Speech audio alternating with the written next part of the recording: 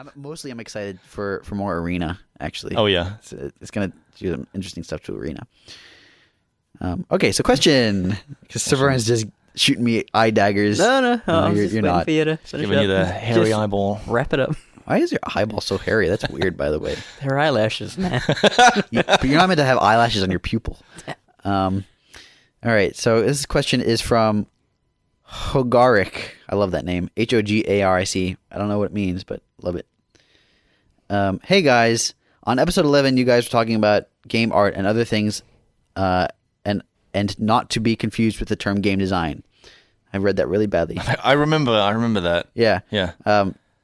I forgot to ask this for episode 12, but what are the required skills for a game designer? In GGG's case, do they come up with the ideas and supervise programmers, or do they actually code alongside them? So that's a pretty good question, because I think it changes from developer to developer. Generally, a game designer, I think I've talked about this before, is like I saw a really good explanation of the door problem, which is you're posed with a door, and a designer has to determine, like, does it have a doorknob? If it does do you go, like, can the door be opened? What's on the other side of the door? Is there a challenge to open the door? Yeah. Is it locked? What color is the door? It's actually quite a huge question. Yeah. Like, it'd be awesome if maybe it'd be easier if you just put it specifically to Path of Exile. Right. Yeah. What do you think? Yeah. So if you look at Path of Exile specifically, okay, let's look at let's look at something in Act 4, the aqueducts. So the first area in Act 4 is the aqueducts. So a designer has to say what monsters are going to be in there, what the monsters are going to do, how much damage the monsters will do, how much life they have, what skills are expected of the player, like at what level do we expect the player to be at, and therefore what level will the monsters be at, how much experience do the monsters give, how much loot do the monsters drop, do we want there to be special loot in this area, is there going to be a boss, what's the boss going to do, how is the boss going to look, how are we going to indicate that this is a boss, especially in the case of the aqueducts. Rory decided that there should be a giant shadow of the bird. There's a boss called the 100-foot shadow, and he wanted a giant shadow to be foreboding. He wanted to foreshadow it? He wanted to foreshadow the 100-foot shadow with a large shadow. Nice.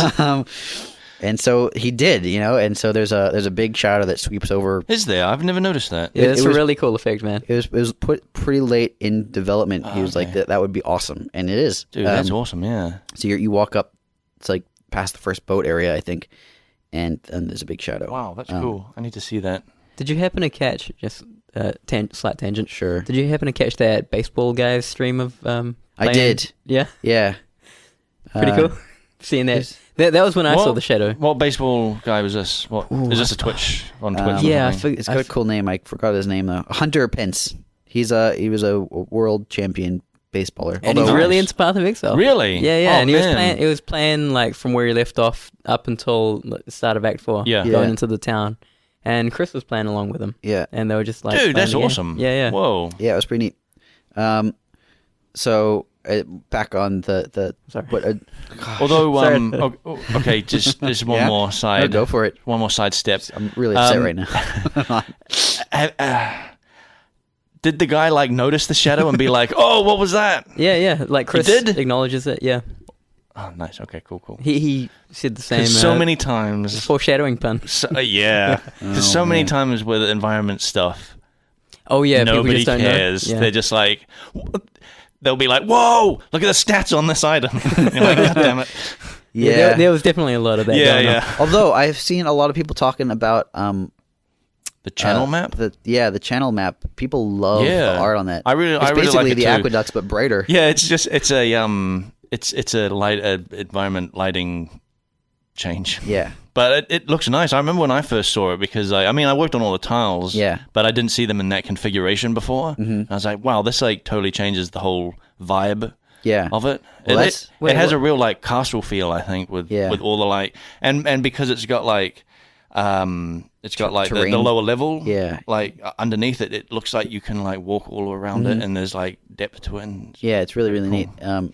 It's one of the maps later on in the game. Yeah, it's the aqueduct tile set in in-game map form. Yeah. Oh wow. Yeah. Okay. And I haven't seen it. It's like instead of just one aqueduct, it's like 3, Wow. and there's like joining walkways and stuff like that, and there's a Yeah. lot of stairs that go up and down and things like that. Oh, It was really because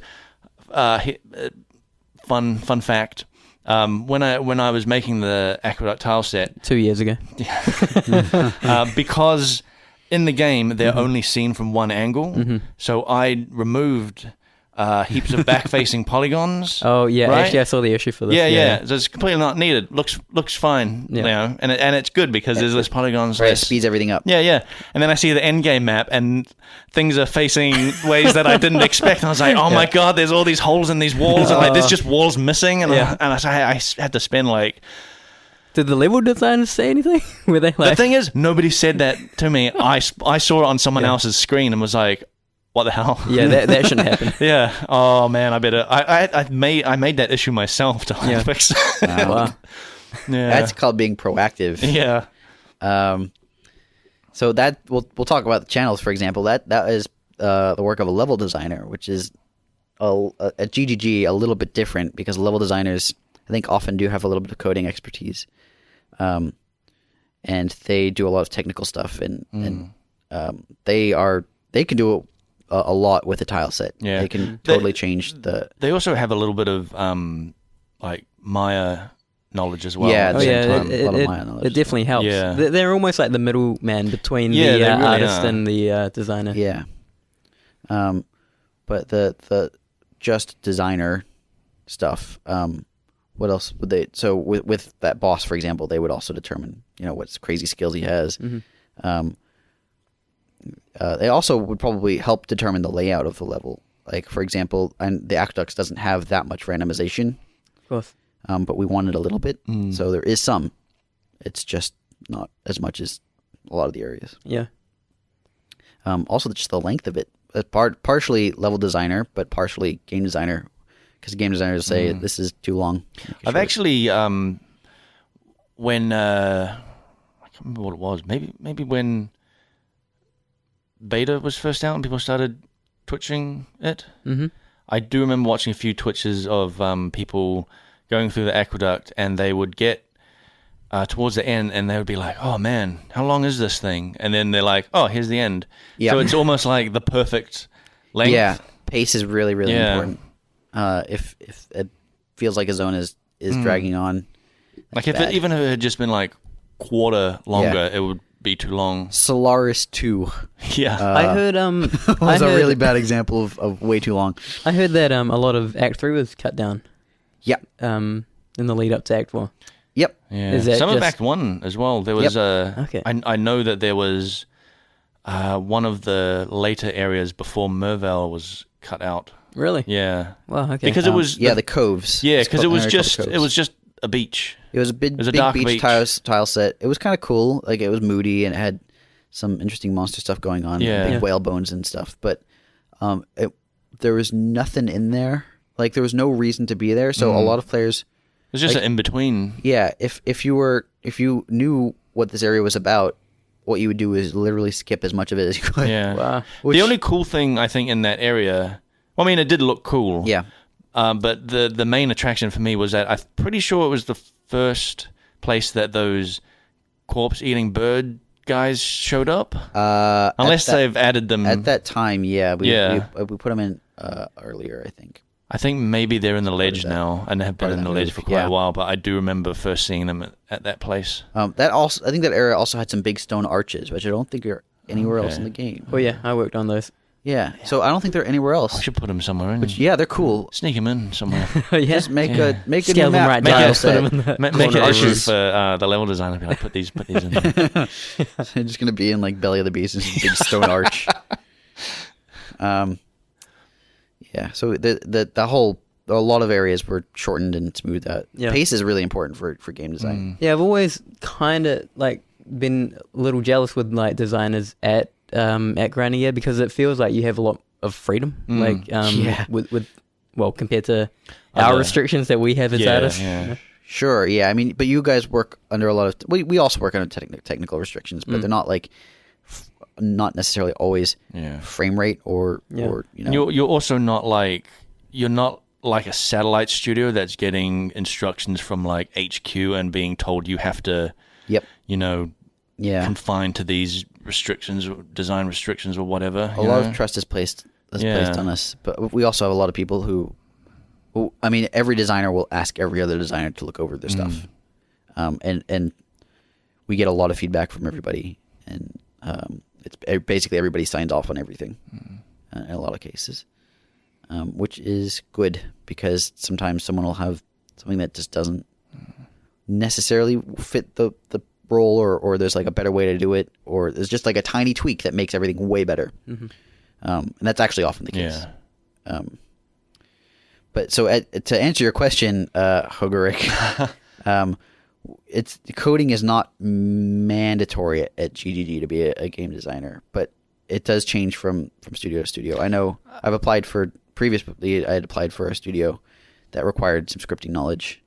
I think it is, and it definitely helps. It is quite common. I think it is advantageous for designers to also be programmers, because quite often from like what I've seen just at like the game dev meetups and stuff, it's just like indie dudes making their own games, so they're also coding it and they're designing it also at the same time. Even at bigger studios, it's helpful to have programming knowledge, even if you don't do any programming, because it just helps with understanding how things will work and what you can do. Yeah, it helps on every discipline. Yep. Like the more programming stuff we'd know. Like Pete, one of the animators at work, he knows how to do some scripting, and it helps him a lot with rigs and things like that. He's been boasting about his tentacle rig that he's like scripted up, and that's just for private use at home. Oh yeah, that's just for his private videos that he does on the side. But he's actually, like, before he was kind of, tentacles were always a little bit tricky because of the joint limit, but now he's like dying to get some tentacles, which is funny because like now a lot of the tentacle monsters have already been completed. So he's hoping sure we'll find a way to put some more tentacles in the game. If there's something that Path of Exile has no short supply of, it's tentacle opportunities. It's just bountiful. I think we're out of time. All right. So thank you very much for that question, Hogaric. I hope I answered it. And thank you guys for